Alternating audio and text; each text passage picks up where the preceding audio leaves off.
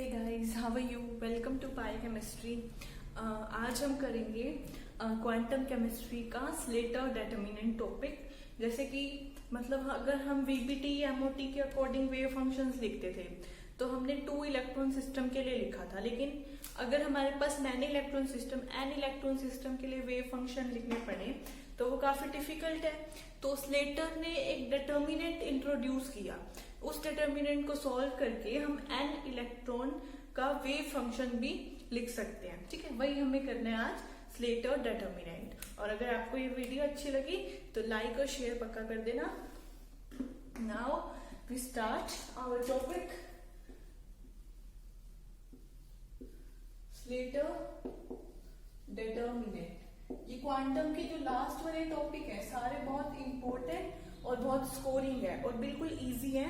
एक बार ध्यान से कर लो, इसकी क्वेश्चन प्रैक्टिस कर लो तो बिल्कुल इजी है और बहुत ही स्कोरिंग है लास्ट वाले टॉपिक। तो ये वाला भी इंपॉर्टेंट है, स्लेटर डिटरमिनेंट। ठीक है, तो ये क्या मतलब, अगर हमने लास्ट लेक्चर में पोस्टुलेट 6 किया था, वो क्या कहता था कि जो टोटल इलेक्ट्रॉनिक वेव फंक्शन है वो मस्ट बी एंटीसिमेट्रिक। तो हमें जो वेव फंक्शन हमें लिखना है वो एंटीसिमेट्रिक होना चाहिए। ठीक है, तो according to postulate 6 the wave function should be total wave function, spatial part वाला भी और स्पिन पार्ट वाला भी। Wave function must be antisymmetric।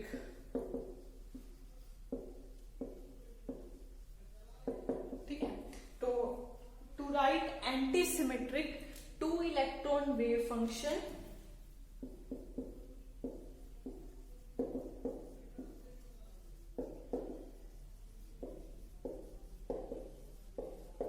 To electron के लिए लिखना तो इजी है,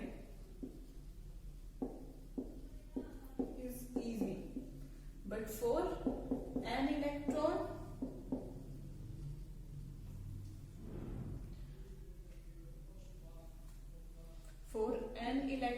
तो n स्पिन होंगी उसमें, n spin orbitals to make antisymmetric wave function.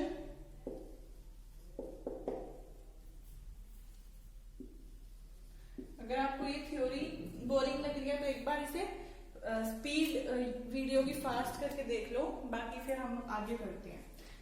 To make antisymmetric wave function is difficult,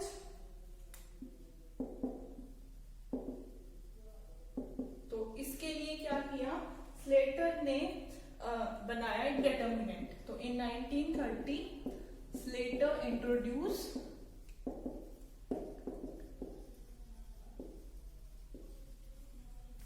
और डिटरमिनेंट। स्लेटर ने तो जो बनाया था वो 2 इलेक्ट्रॉन सिस्टम के लिए बनाया, फिर हमने उसे n इलेक्ट्रॉन के लिए कर दिया। तो देखो, determinant for 2 electron system to construct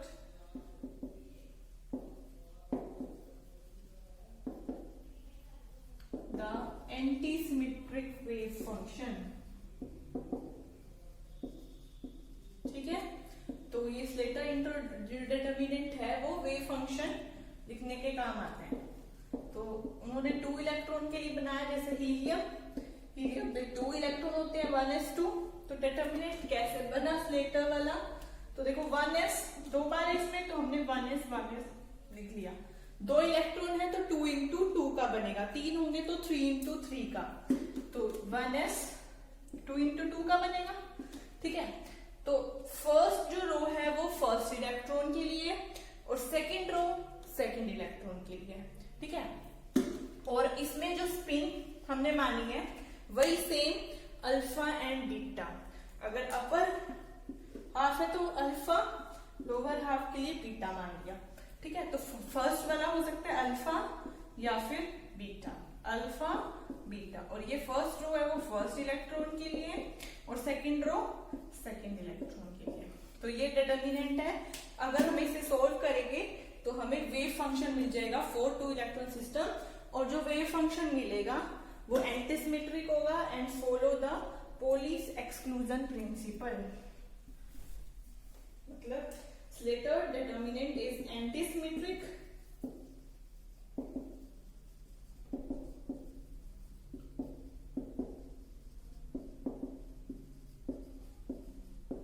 wave function and follow Pauli's exclusion principle। ठीक है, और अगर हम इस after solvation of this determinant we get the antisymmetric wave function, तो हमें ऐसे मिल जाएगा डिटर्मिनेंट से। अब ये डिटर्मिनेंट हमें बनाना कैसे है, मतलब कैसे लिखेंगे, तो हम वो वाला देखते हैं। एक बार इसका स्क्रीनशॉट ले लो। अब how to make this determinant for N electron wave function. ठीक है, तो अब first we construct a matrix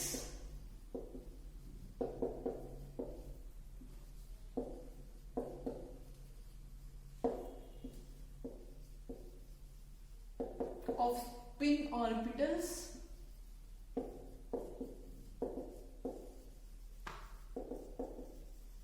ठीक है, मतलब इन अ फर्स्ट रो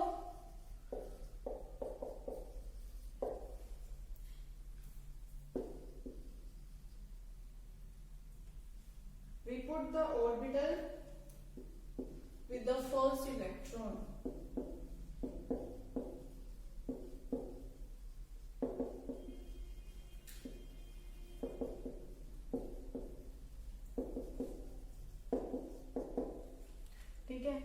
अब फर्स्ट रो में हमने फर्स्ट इलेक्ट्रॉन के ऑर्बिटल्स पुट किए, and in a similar in a second row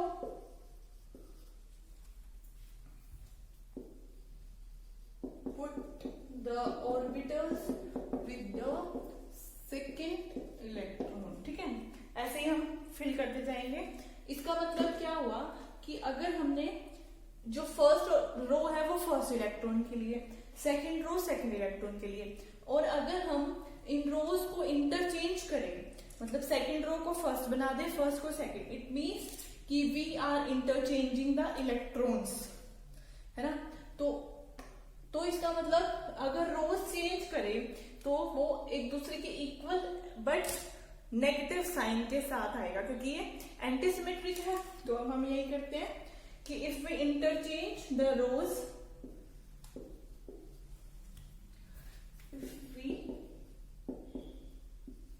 interchange the rows, that means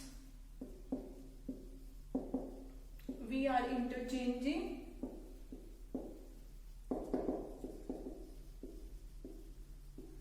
electrons।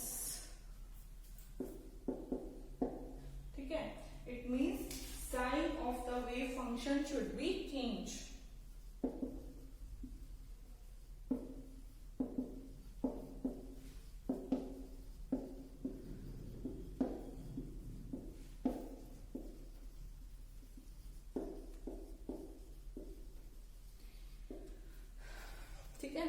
एक बार इसे पढ़ लेना, क्योंकि सिर्फ सीधा डायरेक्ट क्वेश्चन करने से पहले ये थ्योरी भी पता होनी चाहिए।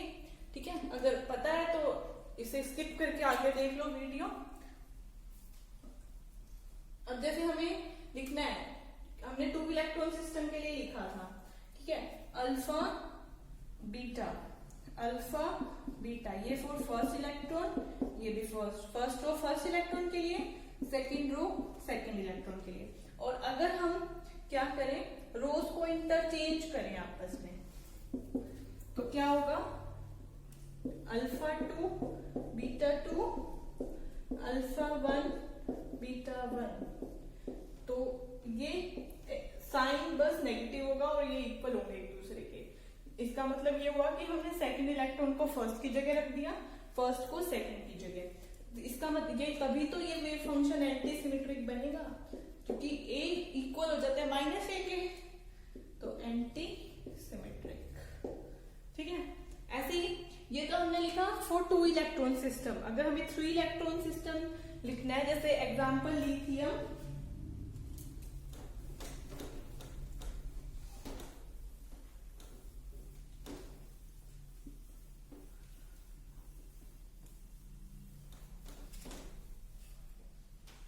in case of lithium 1s2 2s1, तो 3 इलेक्ट्रॉन है तो 3 into 3 का डिटर्मिनेंट बनेगा। पहले 1s, फिर से 1s, फिर 2s।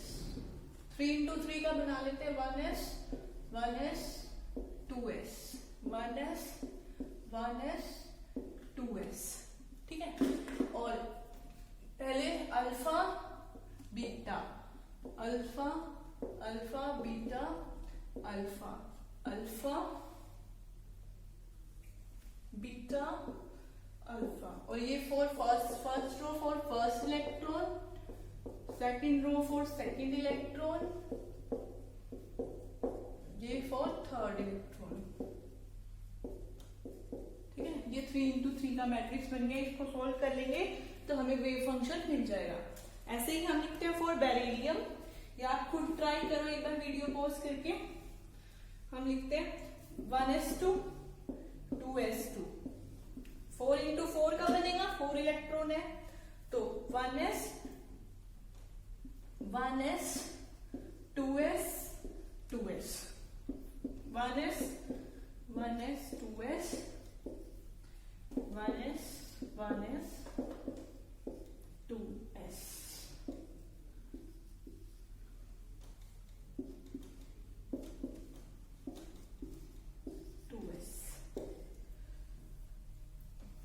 First alpha beta alpha beta alpha beta alpha beta, ऐसे लिख लेना, कंफ्यूज भी नहीं होंगे।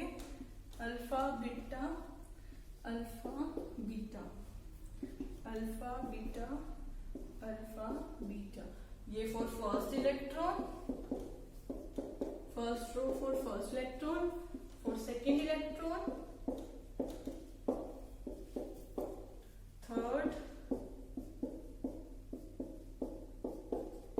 For fourth electron.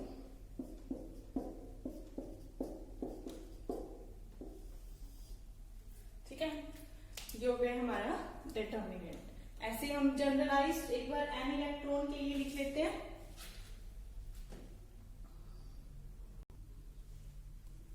ऐसे for n electron system,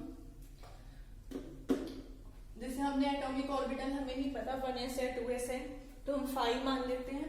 5 1 5 2 5 3, n के लिए है तो अप टू 5n। ठीक है, फिर 5 1 5 2, क्योंकि n है तो n into n का मैट्रिक्स बनेगा अप टू 5n। ऐसे ही चलते रहेगा, n तक जाएगा 5 1 5 2 5 3 अप टू 5n। ठीक है, फिर वही अल्फा 1 बीटा 1 अल्फा 1 और वहां पे b1, जो भी आएगा अल्फा बीटा, फिर अल्फा 2 बीटा 2 अल्फा 2, और ये भी फॉर 2, ये alpha n beta n alpha n up to n। तो इसको सॉल्व करके हमें डिटर्मिनेंट, हमें वेव फंक्शन मिल जाएगा। तो to get the antisymmetric wave function,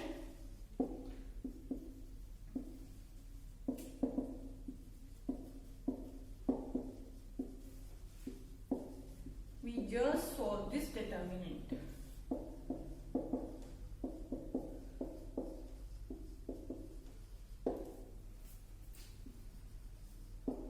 okay, आ गया होगा आपको। अब देखो, अब हमें जो हमें वेव फंक्शन मिलेगा हमें उसे नॉर्मलाइज्ड बनाना है। तो नॉर्मलाइज के लिए नॉर्मलाइजेशन कांस्टेंट होगा, तो टू मेक इट नॉर्मलाइज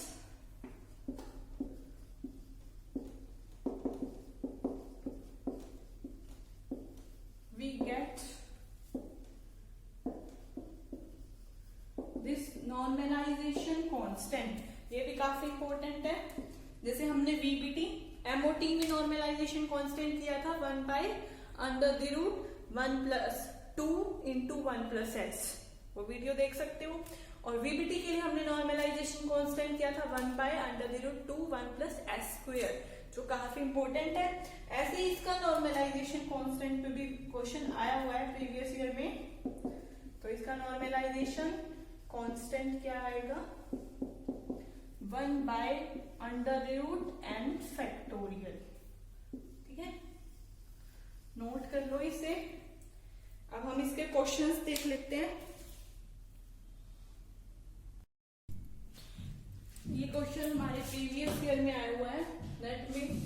तो क्वेश्चन क्या है, a Slater determinant corresponding to the ionic part of the ground state of valence bond wave function of hydrogen। ionic part के लिए हमने Slater determinant लिखना है of hydrogen molecules, और इसके जो atomic orbitals given है वो 1sa 1sa 1sb 1sp। ठीक है, are the atomic spin orbitals of hydrogen atom A and B of hydrogen molecule। तो हमें determinant बताना है corresponding to the ionic part। तो देखो, अगर हम इस ऑप्शन में देखें, लास्ट ऑप्शन में, तो फर्स्ट जो इलेक्ट्रॉन है वो 1s A में है और फर्स्ट वाला 1s B में। मतलब इसका मतलब क्या हुआ, ये तो वैसे भी गलत ही है, क्योंकि ये फॉर फर्स्ट इलेक्ट्रॉन होता है और ये फॉर सेकंड इलेक्ट्रॉन। यहाँ पे इन्होंने 1 दे दिया, तो ये ऑप्शन तो वैसे ही गलत हो गया। ठीक है, अब ऊपर वाला देखो, इसमें ये फर्स्ट इलेक्ट्रॉन है, ये सेकंड इलेक्ट्रॉन के लिए। इसमें एक इलेक्ट्रॉन 1s A में है और दूसरे वाला 1s B में है। तो यहाँ पे कोवलेंट नहीं बोला, आयनिक बोला है। आयनिक है तो दोनों एक ही ऑर्बिटल में प्रेजेंट होने चाहिए, तो इसका मतलब ये भी हमारा गलत, और ये भी गलत है। ऐसे ही 1sa 1sb दे दिया, लेकिन फर्स्ट ऑप्शन में देखो दोनों एक ही में प्रेजेंट है, 1sa 1sa। और आयनिक पार्ट के लिए पूछा है, स्पेशली इस पे ध्यान देना, आयनिक पार्ट के लिए पूछा है, तो हमारा फर्स्ट ऑप्शन करेक्ट है। ठीक है, अब हम नेक्स्ट क्वेश्चन देखते हैं। ये क्वेश्चन भी प्रीवियस ईयर में आया हुआ क्वेश्चन है। Which of the following statement is incorrect. ये क्वेश्चन बिल्कुल इजी है, मैंने आपको पहले बता दिया है इसके बारे में, तो इसलिए आपको ये क्वेश्चन खुद करना है और जो इसका आंसर है वो कमेंट बॉक्स में लिखना है। ठीक है, तो इसे खुद करना। अब हम देखते हैं नेक्स्ट क्वेश्चन, और इसका आंसर पक्का आपको कमेंट बॉक्स में लिखना है।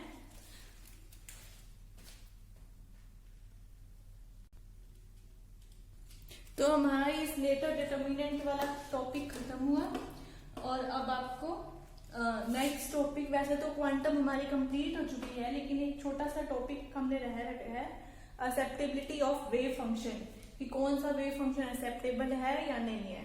ठीक है, तो पहले तो इस पे से क्वेश्चंस आते थे, बट अभी कुछ ईयर से नहीं आ रहे, क्या पता आगे आ जाए, तो वो करना भी जरूरी है।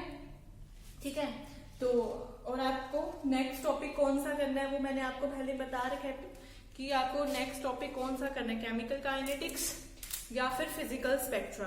तो वो कमेंट बॉक्स में लिख दो ताकि हम नेक्स्ट लेक्चर उससे स्टार्ट कर सकें। Thank you.